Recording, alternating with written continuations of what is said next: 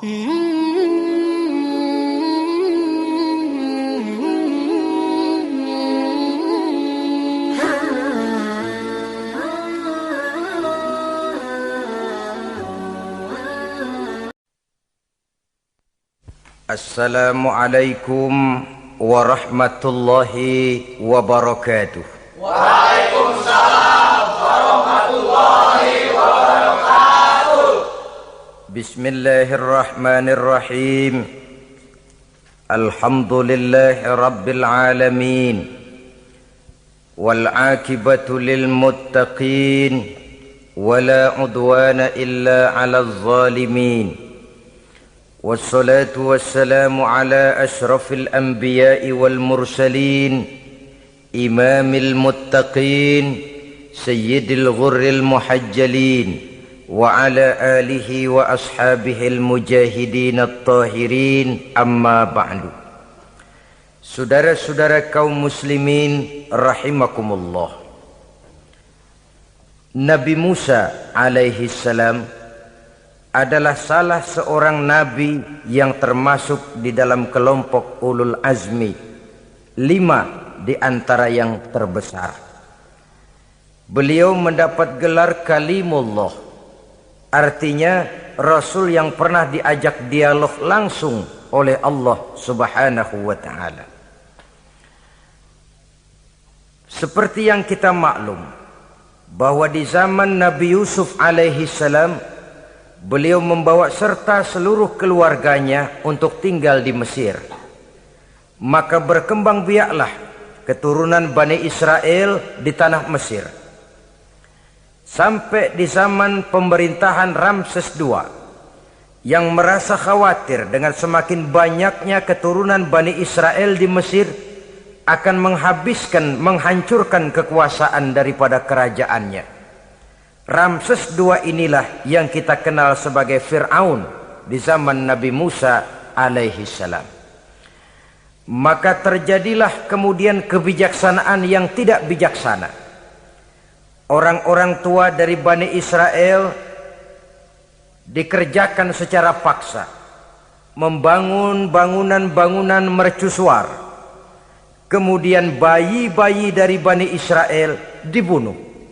Orang tuanya disuruh kerja paksa, bayi laki-lakinya dibunuh. Dengan target agar Bani Israel hapus dari permukaan bumi ini. Tetapi kehendak Allah pasti juga akan terjadi. Maka lahirlah Nabi Musa alaihi salam, yang kelahirannya disembunyikan oleh orang tuanya dari pengetahuan umum. Namun bagaimanapun disembunyikan, kekhawatiran itu datang juga di hati ibu Nabi Musa alaihi salam. Allah kemudian memberikan ilham kepada ibu daripada Nabi Musa.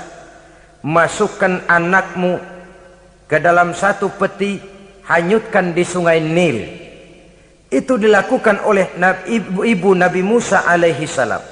Dimasukkannya bayi Musa ini ke dalam peti, ditutup rapat, dihanyutkan di sungai Nil. Kemudian ibu tadi memerintahkan saudara perempuannya untuk mengikuti kemana peti ini hanyut di bawah arus sungai Nil. Adapun peti ini kemudian hanyut dibawa oleh arus sungai Nil memasuki istana Fir'aun. Maka permaisuri atau istri daripada Fir'aun melihat peti hanyut itu, diperintahkan tentaranya untuk mengambil peti tadi. Manakala peti terbuka, berisi seorang bayi laki-laki yang sangat mungil, sangat gembiralah istri daripada Fir'aun. Diusulkannya kepada suaminya agar bayi laki-laki tadi diambil saja, dijadikan sebagai anak angkat, dipelihara dan dibesarkan dalam istana. Fir'aun menerima usul daripada istrinya. Maka sejak saat itu dijaga, dipelihara dan dibesarkanlah Nabi Musa alaihi salam di lingkungan istana Fir'aun laknatullah alaihi. Begitulah ia memasuki masa remajanya, tumbuh sebagai anak angkat daripada Fir'aun dengan segala fasilitas yang serba cukup di dalam istana Fir'aun.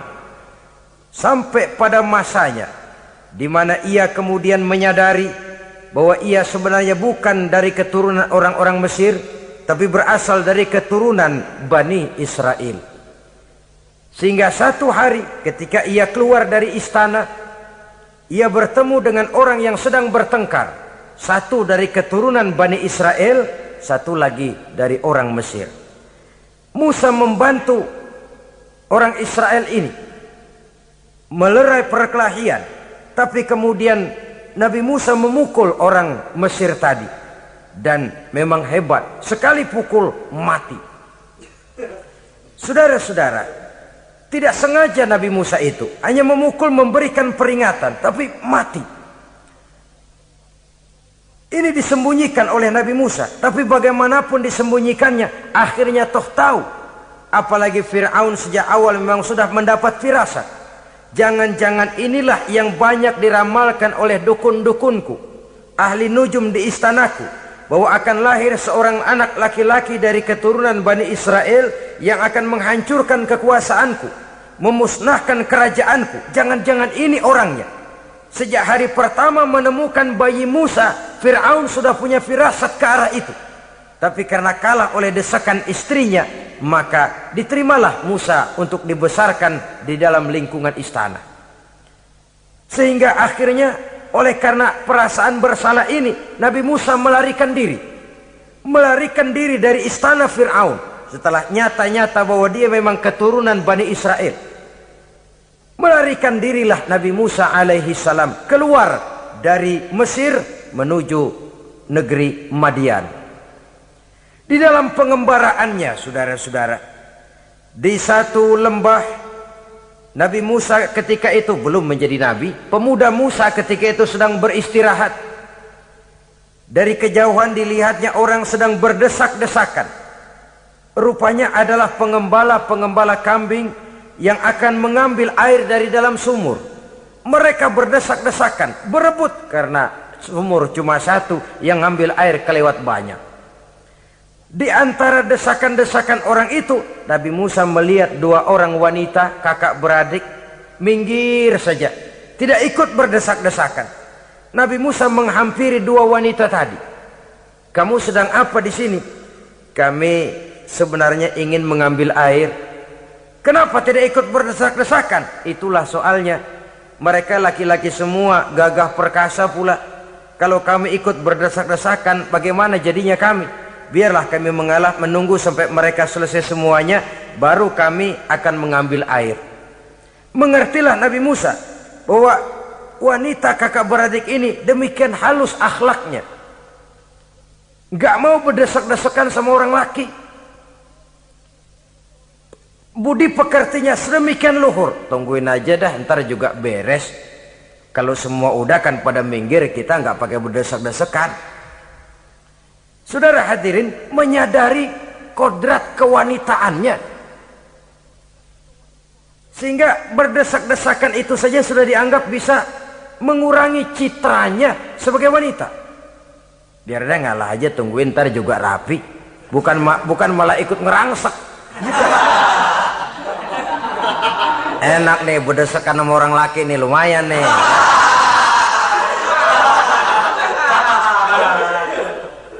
Sepintas itu saja sudah cukup bagi Nabi Musa, pemuda Musa, untuk menilai akhlak daripada wanita itu tadi. Oh, kalau kamu nunggu begini aja lama, kata Nabi Musa. Sudah, sini saya tolongin. Diambil embernya, Nabi Musa ikut berdesakan. Karena Nabi Musa memang kuat badannya, gak lama sudah dapat air. Sodorkan ke sana. Si wanita segera tahu bahwa pemuda ini begitu baik budi pekertinya, mau menolong orang yang dalam kesusahan. Akhirnya, bagaimana kalau kamu ikut saja ke rumah saya? Bapak saya sudah tua, senang hatinya kalau kamu ikut ke rumah, kenalan sama bapak saya. Ayolah, ayolah, berangkatlah. Dalam perjalanan, si wanita ini berjalan duluan, Nabi Musa di belakang. Kemudian Nabi Musa bilang, sebentar, saya duluan, kamu belakangan. Kenapa rupanya? Angin nakal bertiup menghembus pakaian si wanita, sehingga memberikan gambaran yang agak jelas tentang warna bentuk postur badan si wanita itu tadi. Sekarang Musa yang menunjukkan budi pekerti yang luhur. Gak mentang-mentang ditiup angin. Nah, mumpung nih.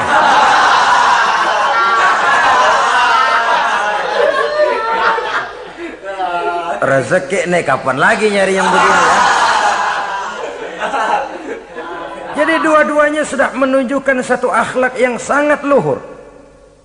Dan manakala sampai di rumah si wanita kakak beradik tadi, diceritakanlah halnya bahwa dia ditolong oleh seorang pemuda. Inilah orangnya. Sangat bersukacitalah hati orang tua kedua wanita itu tadi.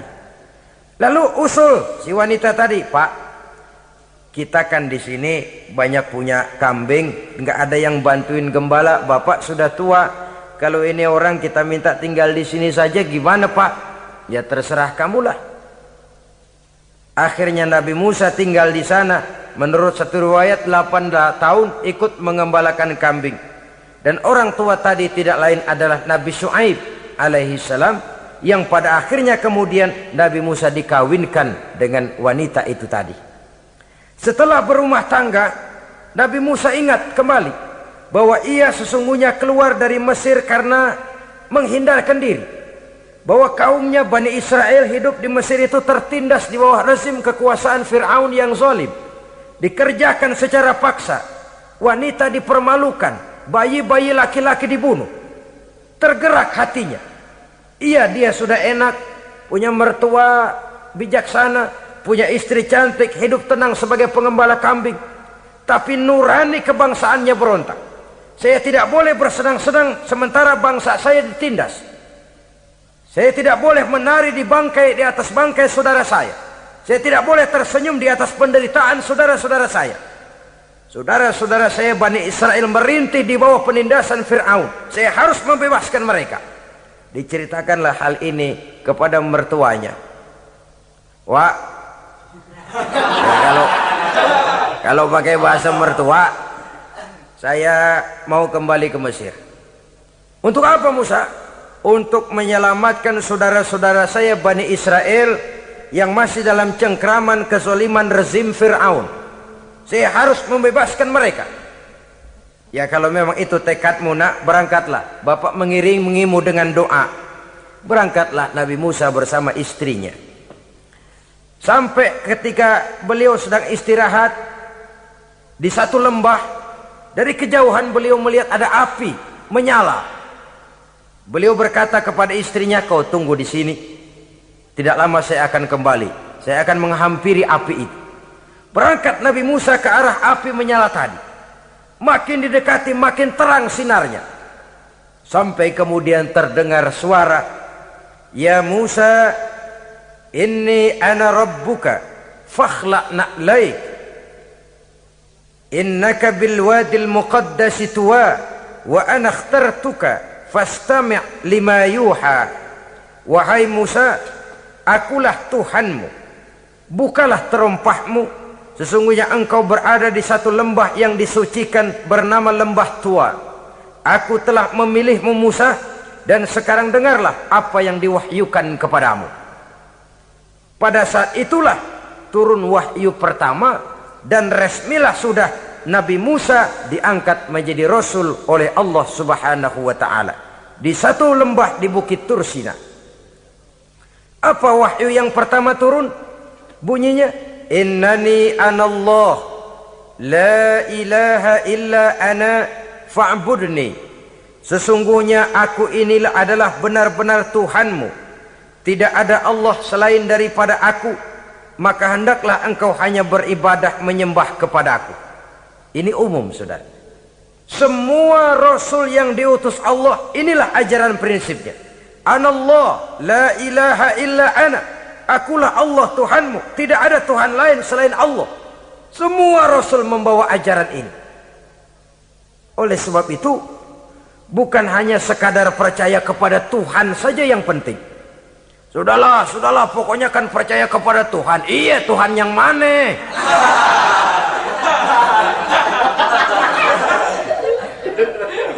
Sebab kalau sekadar percaya kepada Tuhan, rasanya semua agama percaya kepada Tuhan.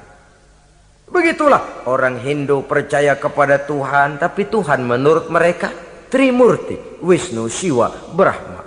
Orang Buddha percaya kepada Tuhan, tapi Tuhan dalam pandangan mereka ada Tuhan kecil Hinayana, ada Tuhan besar Mahayana.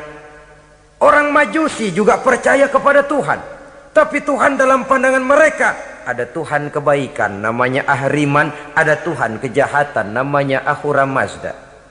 Orang Nasrani juga percaya kepada Tuhan, tapi Tuhan kata mereka dalam bentuk Trinitas. Tuhan Anak, Tuhan Bapa, Ruhul Kudus. Ini semua Tuhan dalam pandangan mereka. Jadi kalau sekadar percaya kepada Tuhan, percaya kepada Tuhan, percaya kepada Tuhan, Tuhan yang mana? Itu yang prinsip. Itu yang prinsip.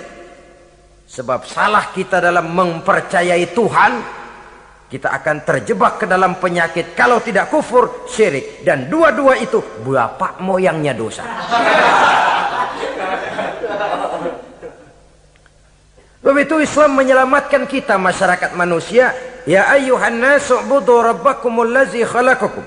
Hai manusia, Tuhanmu yang perlu kamu sembah itu hanyalah Tuhan yang telah menciptakan kamu, dan itu tidak lain adalah Allah yang lam yalid walam yulad walam yakul lahu kufuwan ahad, yang laisa kamislihi syai'un. Ia tidak beranak, ia tidak diperanakkan, dan ia tidak bisa diserupakan dengan apapun. Dialah Allah itu. Begitu wahyu yang diberikan kepada Adam, kepada Nuh, kepada Ibrahim, kepada Yusuf, bahkan kepada Musa alaihi salam. Innani anallah la ilaha illa ana fa'budni. Akulah Allah Tuhanmu, tidak ada Tuhan lain selain daripada aku Allah, maka kepadakulah kamu hanya menyembah. Ini wahyu yang pertama turun, sudah berisi tauhid. Jadi hakikatnya agama Yahudi, saudara, adalah agama tauhid, agama monoteis, agama yang mengajarkan hanya ada satu Tuhan untuk seluruh alam, dan Tuhan itu adalah Allah subhanahu wa ta'ala. Sebab itu syahadat orang Yahudi bunyinya begini: Shema Yisrael Yahweh Elohenu Yahweh Echad. Nah, ini syahadatnya orang Yahudi. Itu perbedaan bahasa Suryani Ibrani dengan bahasa Arab. Kita Isma itu bahasa Arab, dia Shema. Isma, Shema. Shema Yisrael Yahweh Elohenu Yahweh Echad. Ahad Echad.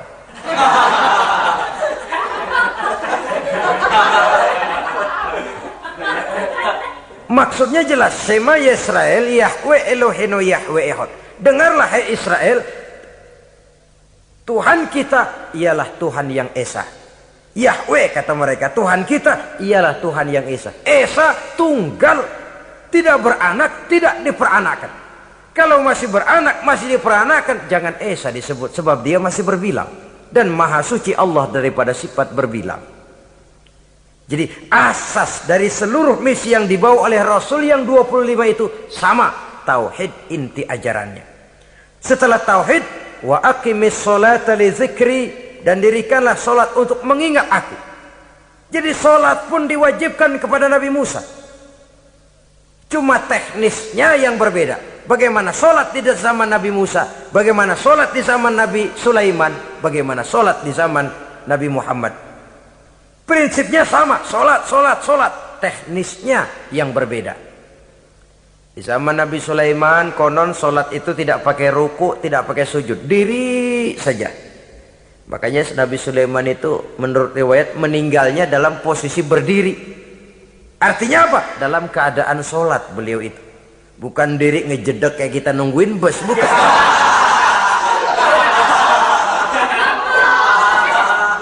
Berdiri dalam kondisi solat. Tapi yang jelas solat itu setiap Nabi, hanya teknisnya saja yang berbeda. Jadi ini sudah akidah dan syariat. Akulah Allah Tuhanmu, tidak ada Tuhan lain selain aku. Ini kan akidah.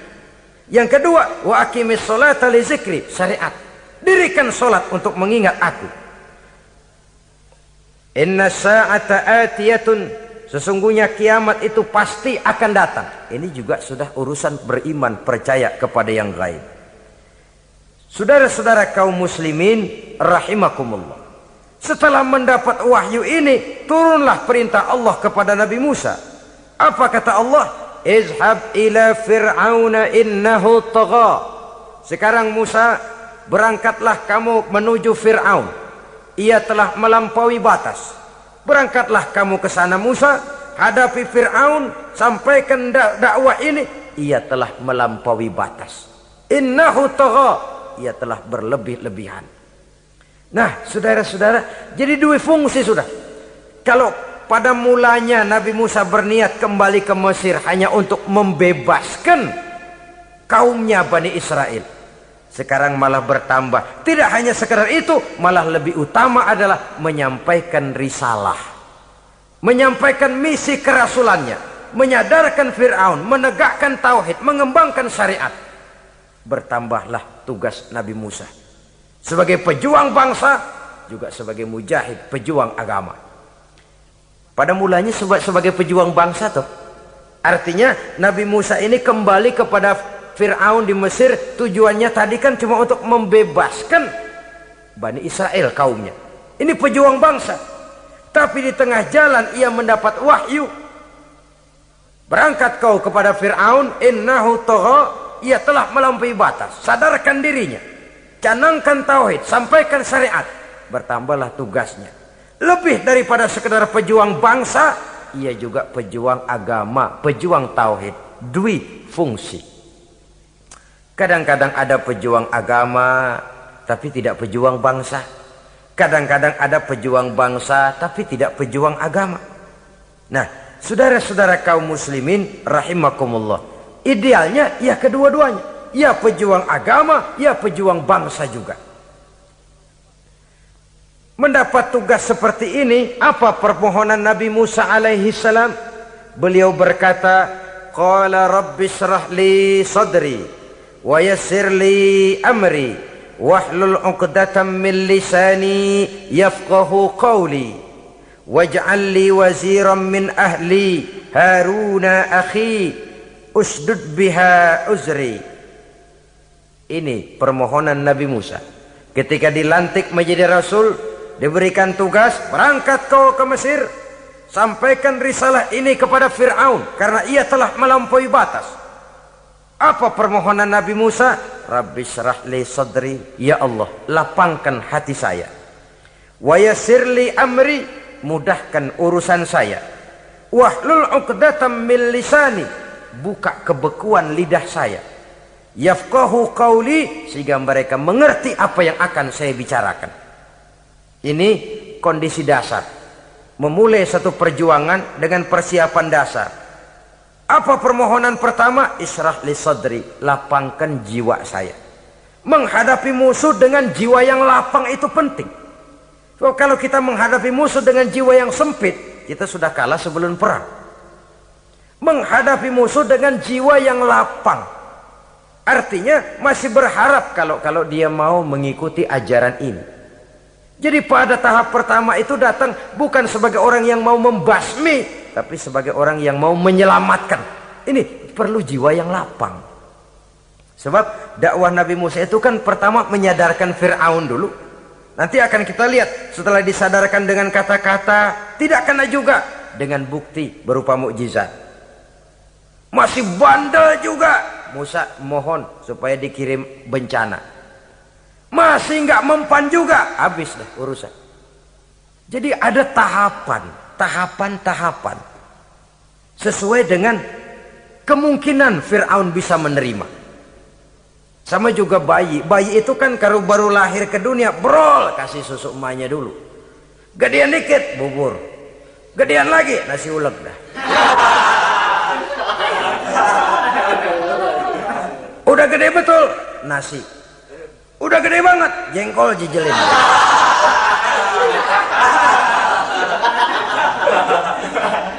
Jadi ada semacam tahapan.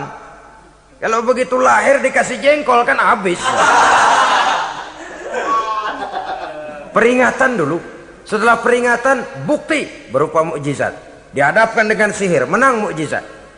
Masih tidak mempan juga, teguran, dikirimkan azab, dikirimkan bencana. Masih tidak mempan juga. Sudah ditenggelamkan oleh Allah di Lautan Merah. Itu akan kita ceritakan kemudian nanti. Jadi apa yang diminta oleh Nabi Musa, ya Allah, lapangkan hati saya menghadapi Fir'aun ini. Fir'aun CS, Fir'aun, Haman, dan lain-lain. Dan jangan lupa Fir'aun itu cuma ya hakikat, tapi juga simbol. Hakikatnya memang ada yang namanya Fir'aun itu. Simbol karena Fir'aun selalu berkembang. Di setiap zaman, di setiap tempat, Fir'aun selalu ada. Cuma liciknya Fir'aun ini kemana dia pindah, ke situ dia ganti nama. Orang sering lupa. Padahal isinya Fir'aun. Namanya bisa Hitler, namanya bisa Mussolini, namanya bisa Stalin. Tapi isinya Fir'aun. Kemana dia tinggal, di situ dia ganti nama. Simbol dari kekuasaan yang terlepas dari kontrol iman. Simbol dari kekuasaan yang menyebabkan orang lupa diri dan lupa daratan. Dan sebenarnya mah Fir'aun mulanya cuman raja tuh. Raja doangan dia. Cuman kelamaan jadi raja, kagak mau turun-turun. Akhirnya dia menganggap tidak ada yang lebih tinggi daripadanya. Apalagi ketika Nabi Musa datang mengajarkan ada Tuhan lain, yaitu ada Tuhan yang sebenarnya, yaitu Allah. Lah Fir'aun sampai kepada puncak kekurang ajarannya, memproklamirkan diri sebagai Tuhan. Ana rabbukumul a'la. Bukan karena kebodohannya sebenarnya, tapi karena gengsi kekuasaannya.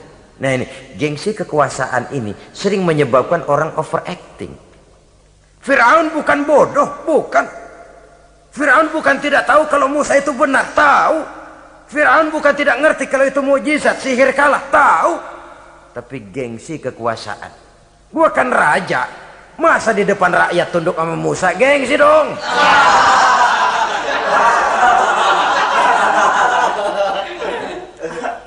Cobalah lihat, gengsi kekuasaan sering membuat orang mau menginjak-injak kebenaran, mau membohongi hati nuraninya sendiri, mau membohongi kolbinya, hatinya. Padahal itu sudah, orang kalau sudah hatinya sendiri dibohongin, apalagi orang lain, sudah manusia paling kejam itu. Cuma karena gengsi kekuasaan saja. Gengsi kekuasaan kadang menganggap remeh kecil Nabi Musa, kadang merasa besar di depan rakyatnya, tiba-tiba harus tunduk kepada dakwah Musa. Ntar dulu, ada apa sama Musa? Dia kanyut, gue yang ngangkat. Iya toh, peristiwa di Sungai Nil itu. Karena aku yang nyelamatin, aku yang besarkan dia di istanaku. Gengsi kekuasaan sering menyebabkan orang overacting. Bukan karena kebodohannya, dia tahu itu benar, tapi dia berat untuk mengikutinya. Kenapa? Gengsi kekuasaan. Inilah watak Fir'aun. Oleh sebab itu Nabi Musa minta, ya Allah, lapangkan hati saya menghadapi orang kayak Fir'aun ini. Wa yassirli amri, dan mudahkan urusan saya. Ini orang berjuang itu, saudara, setelah segala taktik dan strategi dibicarakan, segala persiapan fisik disiapkan, jangan lupa wa yassirli amri, ya Allah, mudahkan urusan saya. Sebab sepanjang yang bisa kita lakukan hanyalah berusaha dan berusaha. Kepastian, ketentuan, hak prerogatif daripada Allah Azza wa Jalla. Kalau Allah memberikan kemudahan, satu dunia orang mau menghadang, no problem. Kalau Allah sudah memberikan kemudahan, satu dunia orang mau mendatangkan kesulitan, gak ada gunanya. Wa yassirli amri, mudahkan kiranya urusan saya ini, ya Allah. Karena sudah terbayang oleh Musa. Pertama, faktor psikologis. Bagaimanapun Fir'aun itu kan bapak angkat sendiri. Ya orang kalau nasihatin orang lain barangkali nggak terlalu jadi beban moral. Tapi kalau sudah menasehati orang yang pernah mengasuh dan membesarkan dia, itu kan beban moral. Sulit posisi ini. Apalagi kekuasaan mutlak berada di tangannya, tentaranya gagah perkasa. Wa yassirli amri, mudahkanlah urusan saya, ya Allah. Lapangkan hati, mudahkan urusan. Saudara-saudara kaum muslimin rahimakumullah. Permohonan yang ketiga dari Nabi Musa, setelah minta dilapangkan hati dan dimudahkan urusan, wahlul 'uqdatam min lisani, bukalah kebekuan lidahku. Satu riwayat menjelaskan bahwa Nabi Musa memang agak gagap kalau bicara. Riwayat lain menjelaskan bahwa beliau agak sedikit cadel. Tapi yang jelas, minta agar dibukakan kebekuan lidah. Ini mengandung satu pelajaran, bahwa cara menyampaikan sesuatu akan sangat menentukan sesuatu itu sendiri. Sesuatu yang baik, kalau salah cara kita mengucapkannya, salah cara kita menyampaikannya, jadi tidak baik kesan orang. Ini soal ucapan.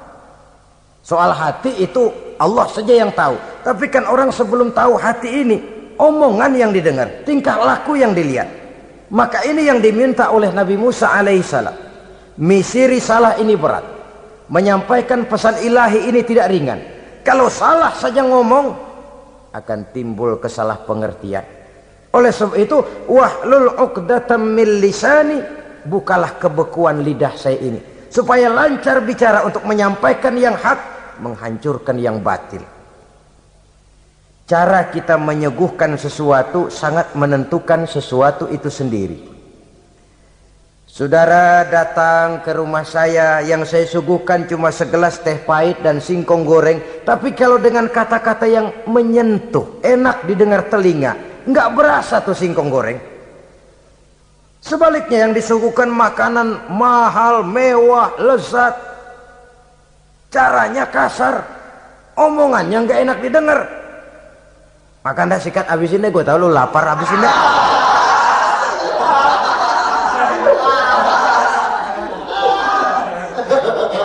Rasanya biar lapar juga nahan juga gitu. Apa itu? Bukan makanannya yang tidak enak, bukan kita nggak doyan, bukan, caranya itu loh, caranya. Nah, Islam ini agama yang baik. Kalau disampaikan dengan kata yang tidak baik, akan timbul, oh Islam kok gitu ya. Nah ini yang tidak diinginkan oleh Nabi Musa. Wahlul 'uqdatam min lisani. Kita begitulah dalam kehidupan ini, kadang mendengar satu ceramah bisa berurai air mata, bisa histeris, bisa gembira. Kenapa? Kepandaian orang menyampaikannya. Bicara dia 2-3 jam, rasanya baru 5 menit, baru sebentar kok tahu-tahu sudah selesai. Ada yang udah setengah jam, baru seperempat jam ngomong, udah rasanya udah kayak 3 jam.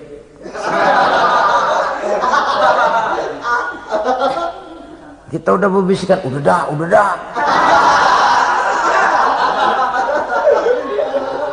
Wahlul 'uqdatam min lisani.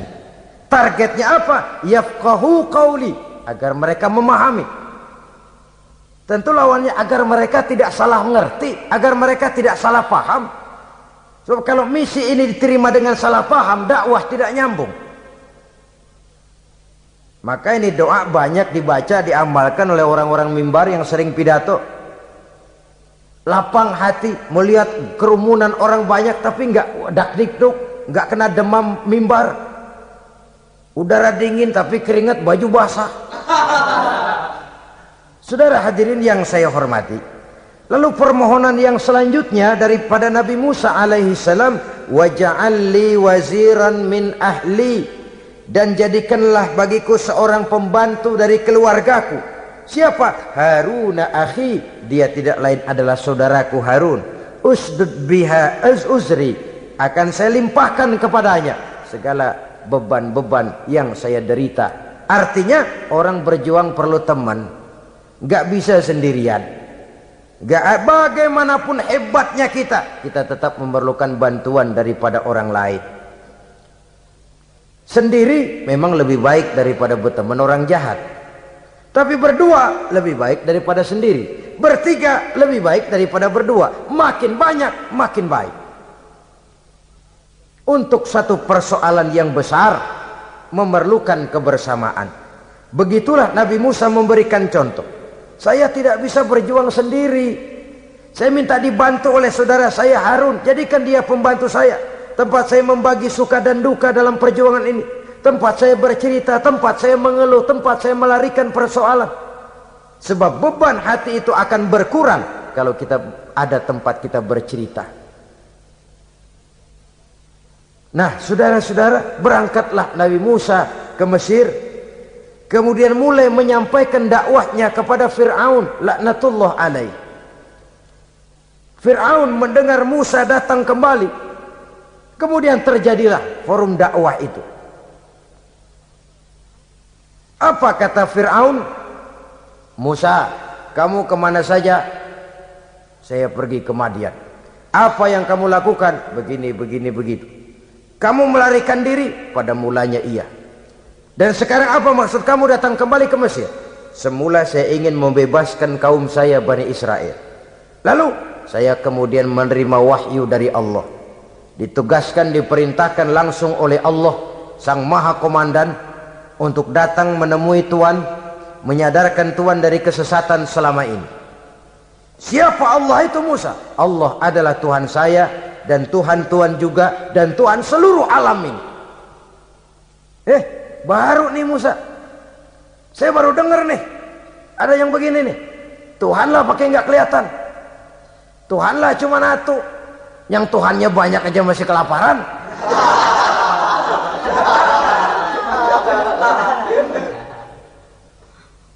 Di mana Tuhan? Tuhan saya bersemayam di aras, tempat yang sangat tinggi. Hei Haman, kata Fir'aun kepada perdana menterinya, bikin menara yang tinggi. Bikin rakyat kerja paksa lagi, bikin menara tinggi, naik Fir'aun ke atasnya, ngelepas panah dari atasnya. Menurut satu riwayat, panah itu ditangkap oleh malaikat, ditublaskan ke ikan, lalu dikembalikan lagi kepada Fir'aun dalam kondisi di mana panah itu berdarah.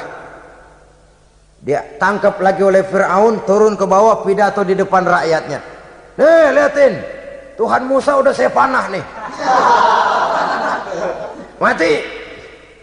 Saudara hadirin yang saya hormati, dengan segala macam dalih Fir'aun mencoba mengingkari dakwah Nabi Musa alaihi salam. Baiklah Musa, andai kata kamu benar, apa buktinya? Tuhan mau apa? Kamu sanggup menandingi tukang sihir saya? Insya Allah. Ayo kumpul tukang sihir, kumpul. Kumpulkan tukang sihir, dilepaskan tali-tali kecil, berubah jadi ular mengejar Musa. Musa oleh Allah difirmankan, lemparkan tongkatmu Musa. Musa melemparkan tongkatnya. Tongkat Musa kemudian berubah menjadi ular besar yang menerkam ular-ular kecil tadi. Habis itu ular kecil ciptaan tukang sihir Fir'aun. Begitu hebat mukjizat yang diberikan Nabi Musa, dan Fir'aun tahu itu mukjizat. Tapi dia ingkar juga, tidak mau beriman. Sudah nyata bukti, sudah jelas saksi, dia tetap ingkar. Akhirnya Nabi Musa berdoa memohon kepada Allah, Rabbana innaka ataita fir'auna wa mala'ahu zinatan wa amwalan fil hayatid dunya. Wahai Allah, sungguh engkau telah memberikan kepada Fir'aun dan para pembesarnya zinatan, segala macam perhiasan, wa amwalan, dan segala macam harta benda, fil hayatid dunya, di dalam kehidupan dunia ini. Rabbana liyudillu an sabilik, semuanya hanya menyebabkan mereka jadi sesat dari jalanmu. Rabbana tmis ala amwalihim, ya Allah binasakanlah mereka di dalam hartanya. Wasdud ala qulubihim, tutuplah pintu hatinya. Fala yu'minu hatta yaraul azab al-alim, mereka tidak akan beriman sampai mereka melihat azab yang sangat pedih. Sudah dibuktikan dakwah baik-baik tidak mempan, bukti berupa mukjizat tidak kena, sampai dikirimkan teguran berupa berbagai macam bencana masih tidak juga beriman. Akhirnya Nabi Musa memutuskan, kalau begitu menyelamatkan kaum dululah. Kaumnya Bani Israel dibebaskan dari perbudakan, dibawa oleh Musa keluar dari Fir'aun, dari Mesir, dikejar oleh Fir'aun. Dalam pengejaran ini sampailah Nabi Musa di tepian Laut Merah. Buntu, depan laut, belakang tentara Fir'aun. Maju kecebur, mundur kepergok musuh, nggak ada pilihan lain. Dalam kondisi seperti ini, Allah subhanahu wa ta'ala berfirman kepada Musa, lemparkan tongkatmu ke laut, hai Musa. Musa melemparkan tongkatnya ke laut. Terjadilah mukjizat. Laut terbelah, jalan muncul ke permukaan laut. Lewat Musa di jalan itu. Fir'aun terus mengejar. Ketika Musa sampai di tepian sebelah sana, Fir'aun masih di tengah jalan. Laut menutup kembali, hilang itu jalanan. Fir'aun dan seluruh tentaranya tenggelam di Lautan Merah. Mati. Pada saat kondisi seperti itulah Fir'aun dalam keadaan menghadapi sakaratul maut, napas cengap-cengap, hampir putus di leher, berkata dia, amantu bi Rabbi Musa wa Harun. Kalau begini mah saya juga percaya dah sama Tuhan. Percaya dah sama Tuhannya Musa dan Tuhannya Harun. Kata malaikat maut, kemarin kemana mas?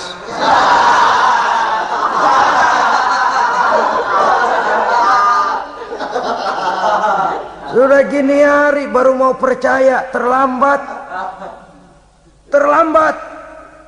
Akhirnya Fir'aun mati. Mati, tapi badannya utuh. Allah berjanji, wa kadzalika nunajjika bi badanika litakuna liman khalfaka ayah. Kami selamatkan badanmu Fir'aun agar menjadi pelajaran bagi orang-orang sesudah kamu nanti. Fir'aun mati, tapi badannya selamat terdampar di tepi pantai. Oleh rakyat Mesir, wah ini raja kita nih. Raja kita, ketemu. Hidup, mati.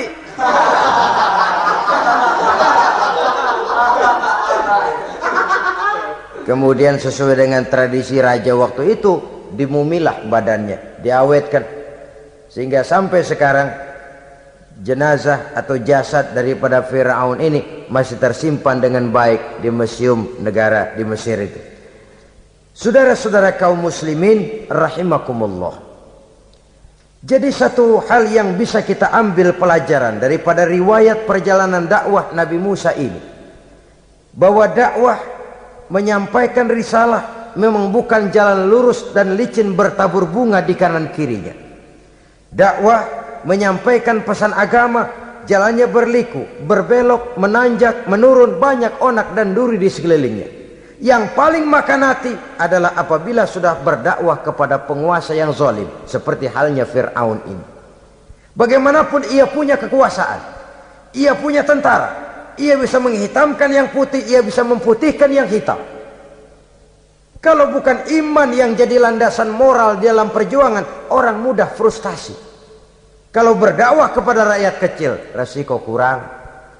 Kalau berdakwah kepada para pengusaha, resiko kurang. Kalau berdakwah kepada kelompok-kelompok yang tidak memegang kekuasaan, resiko kurang.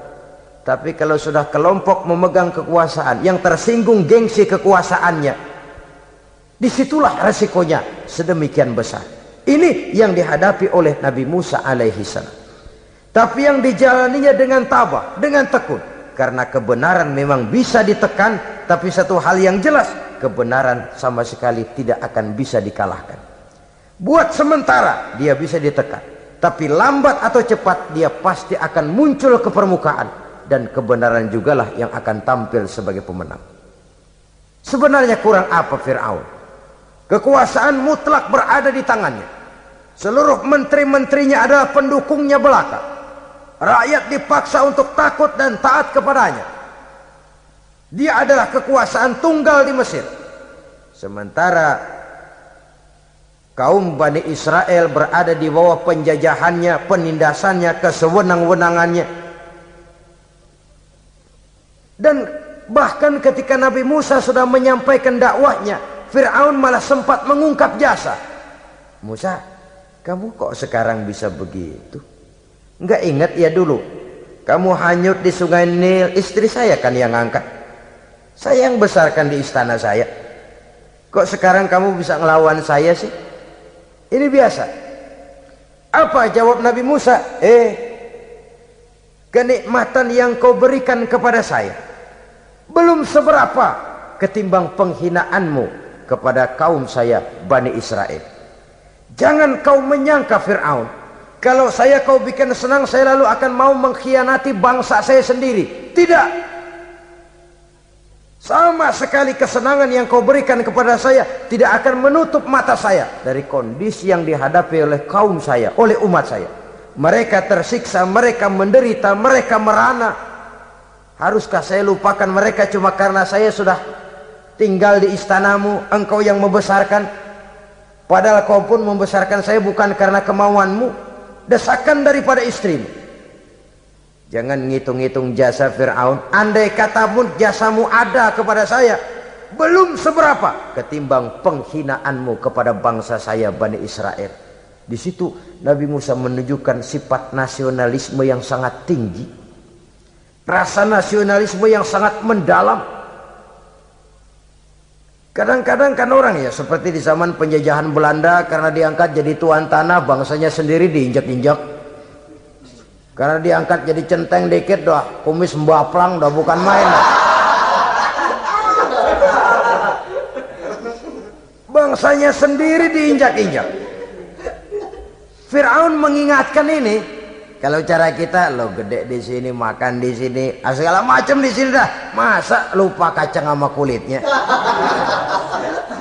Kasarnya mah lu bisa begini nih Musa nih, gue yang rawatin lo. Saya yang menjagamu, mengangkatmu dari sungai Nil. Masa sekarang sudah gede begini kamu mau berhadapan dengan saya? Punya pikiran dong dikit kalau cara kita. Mikir dong, mikir. Dulu lagi kanyu di Nil, siapa yang angkat? Musa tidak membantah. Betul itu Fir'aun, betul. Tapi apalah artinya semua itu ketimbang penghinaan yang engkau berikan kepada bangsa saya? Saya tidak mungkin menari-nari di atas bangkai umat saya. Saya tidak mungkin bersenang-senang di atas penderitaan kaum saya. Dan saya tidak mungkin senyum ceria di atas derita daripada kaum saya. Dengan tidak melupakan jasamu, saya tidak akan merubah pendirian saya. Saya ingin membebaskan penjajahan. Saya ingin membebaskan kaum saya Bani Israel dari belenggu penindasan. Kalau engkau sudah tidak mau mendengar dakwah yang saya sampaikan, tidak mau bertuhan Allah, tidak mau menyembah kepadanya, tetap dengan keangkuhan dan kesombonganmu sekarang ini, okelah, berjalanlah dengan keyakinanmu. Tapi saya harus membebaskan kaum saya Bani Israel. Saudara-saudara kaum muslimin rahimakumullah, itulah jalan dakwah, jalan menyampaikan risalah agama, risalah Islam. Sekali lagi, bukan jalan lurus bertabur bunga, tapi agama memberikan ajaran, balighu anni walau ayat, sampaikan dari aku walaupun cuma sekedar satu ayat saja. Tugas ini memang mulia tapi berat. Tugas ini memang terhormat tapi penuh resiko. Ya kalau menyampaikan asal sekedar menyampaikan, sudahlah, pokoknya nyampein, percaya syukur kagak, udah dah. Bukan cuma sekadar itu, ada semacam tanggung jawab moral.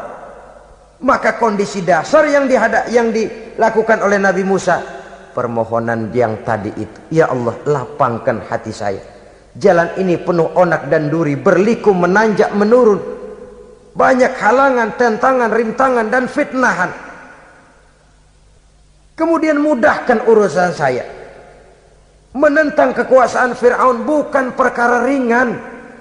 Bukan urusan main-main. Menentang raja yang sedang berkuasa. Kekuasaannya mutlak, otoriter pula. Diktator murni Fir'aun itu.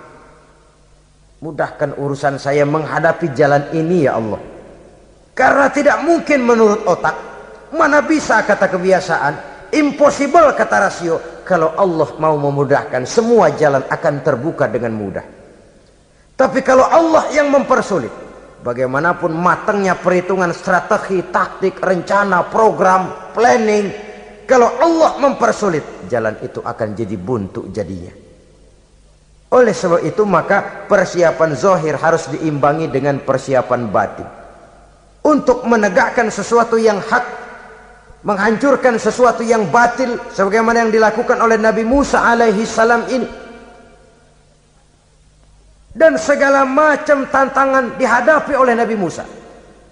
Kau menyampaikan risalah bahwa engkau Rasul? Ya. Kau punya bukti? Siap. Apa buktimu? Ini, tongkat dilempar jadi ular, tangannya dimasukkan ke saku baju, lalu dikeluarkan bersinar gemerlapan, lebih sinar dari lampu merkuri. Sampai Fir'aun silau dibuatnya berasa. Sudah Musa, sudah, masukkan tanganmu lagi, masukkan tanganmu lagi. Dia tahu, dia sadar itu bukan sihir, tapi lagi-lagi gengsi kekuasaannya.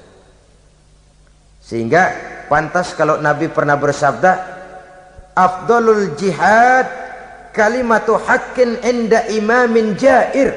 Jihad yang paling besar adalah mengucapkan kebenaran di depan penguasa yang zalim. Menyampaikan kebenaran di hadapan penguasa yang zalim. Tapi kan berat, saudara. Sulit. Apalagi kalau belum apa-apa udah ngeri. Udah jangan dah.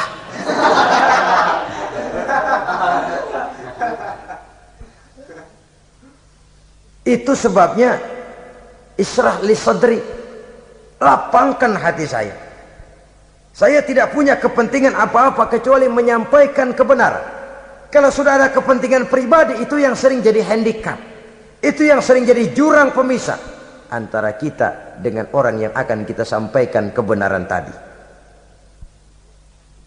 Saudara-saudara kaum muslimin rahimakumullah, maka terasa benar relevannya doa yang diajarkan oleh Rasul kepada kita. Allahumma arinal haqqa haqqa warzuqna ittiba'ah wa arinal batila batilan warzuqna ijtinabah. Ya Allah, tunjukkan kepada saya bahwa yang benar itu benar, berikan saya kekuatan untuk mengikutinya.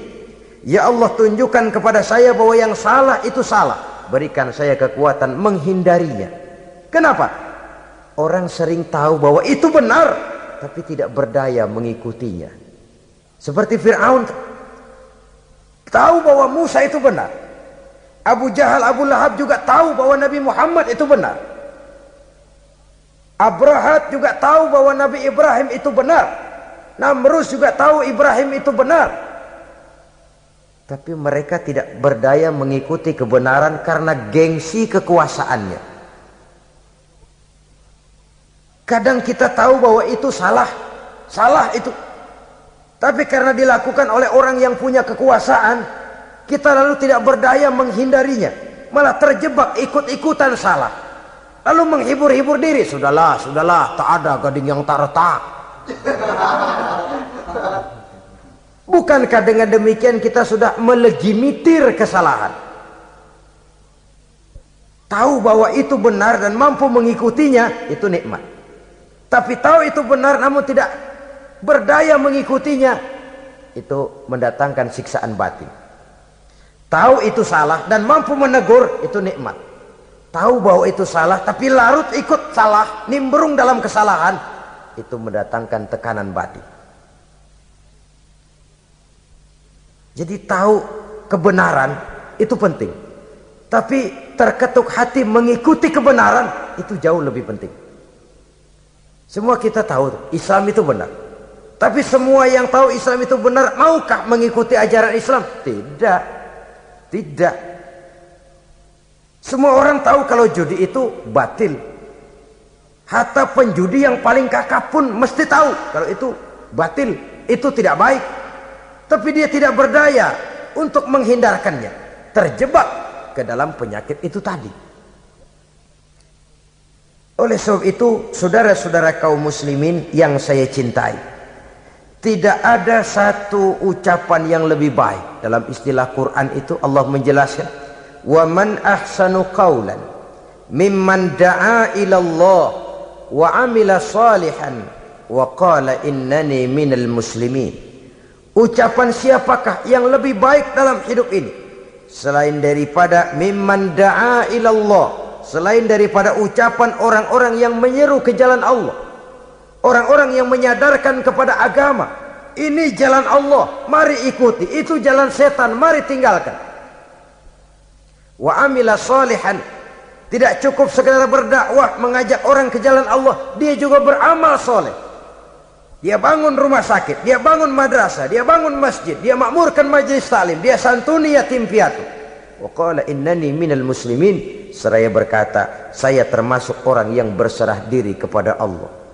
Da'a ila Allah wa amila salihan wa qala innani minal muslimin. Menyerukan manusia ke jalan Allah, beramal soleh, dakwah bil hal kata orang sekarang. Kemudian mereka pada akhirnya berkata, kami adalah sekelompok orang-orang yang sudah berserah diri kepada Allah. Segalanya diserahkan kepada Allah. Lahirlah kedamaian rohani, ketegaran pribadi, ketentraman batin di dalam dia melaksanakan tugasnya.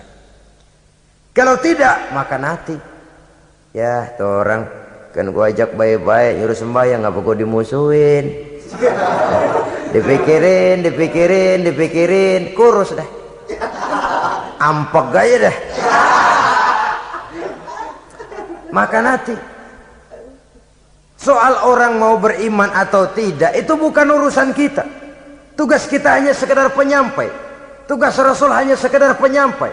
Kalau dakwah sudah disampaikan, metode sudah disusun, pendekatan sudah baik, tapi orang tidak mau beriman, Allahumma inni qad ballaghtu, ya Allah sudah saya sampaikan, ya Allah sudah saya peringatkan, ya Allah sudah saya sampaikan, ya Allah sudah saya tegur. Kalau toh tetap begitu juga, sudah saya sampaikan ya Allah. Di sana kelapangan lalu tumbuh.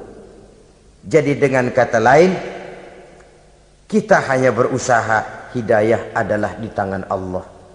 Oleh sebab itu, kita ini termasuk yang bersyukur telah mendapat limpahan hidayah ini. Kalau kita lihat Fir'aun CS termasuk Haman, Perdana Menterinya, dan seluruh bala tentaranya, kurang apa? Mereka lihat mukjizat. Mereka saksikan kebesaran Allah. Di dunia juga mereka sudah dikirim bencana, teguran kepada mereka, entah tidak juga beriman. Dan strategi Nabi Musa mula-mula dialog, diajak ngomong, diajak bicara, diajak mikir, tukar pikiran. Allah itu begini-begini, oh tidak bisa, iya begini begitu. Masih tidak percaya juga, dibuktikan mukjizat, tongkat jadi ular, tangan bisa mengeluarkan sinar. Masih ingkar juga, keluar doanya nih, doa yang ada dalam surah Yunus ayat 88-89. Rabbana tmis ala amwalihim, ya Allah cukup dah. Seruan sudah disampaikan, peringatan sudah diberikan, mukjizat sudah mereka lihat, tapi nggak juga mau beriman. Buresin aja harta bendanya dah. Habisin dah. Dikasih perhiasan kehidupan dunia. Innaka ataita fir'auna wa mala'ahu zinatan wa amwalan. Dikasih harta, kesenangan dunia, bikin sesat. Habisin aja dah. Wastud ala qulubihim, hatinya empat dah. Udah dipatri, udah nggak mempan apa-apa. Sudahlah ya Allah. Wala yu'minu hatta yaraul azabal alim. Rasanya mereka memang nggak bakal mau beriman kalau belum melihat azab yang sangat pedih. Dan memang setelah timbul tenggelam, napas mau sekarat, baru beriman. Terlambatlah sudah. Nah, saudara-saudara kaum muslimin rahimakumullah, bagaimana akhir daripada perjalanan Nabi Musa ini, insya Allah akan kita bicarakan pada pertemuan berikutnya. Terima kasih atas perhatian saudara. Mohon maaf atas segala kekurangan. Wassalamualaikum warahmatullahi wabarakatuh. Waalaikumsalam.